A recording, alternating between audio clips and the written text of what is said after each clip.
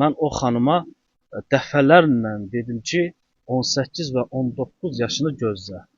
Çünki əlbəttə elə şeylər var ki, biz qanuna tabe olan insanlarıq.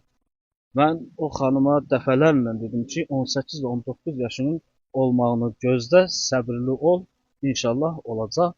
Və xanım da israrla dedi ki, mənim ailəm mənə zülm verir, ailəm məni döyür, təhqir eləyir, al qan içində oluram, mən artıq dözə bilmirəm.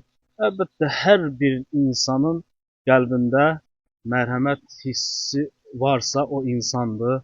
İnsanın mərhəmət hissinə tuş gəldiyi zaman, insan qıya bilmədiyi zaman, insan mərhəmətli olduğu zaman, əlbəttə, bəlkə də qərarlarında qanuni şəkildə bəlkə də səhvlərə yol verər.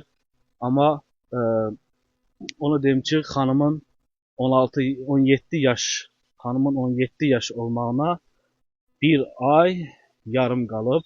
Mənim də 36 yaşım var. Atası müəyyən yerlərdə deyir ki, oğlan mənimlə yaşdır. Atasının 42 yaşı var. Mənim isə 36 yaşım var. Bu yalan məlumatdır. Və onun çıxıb canlı yayımda danışmağı hamısı absurd məlumatlardır, yalan məlumatlardır.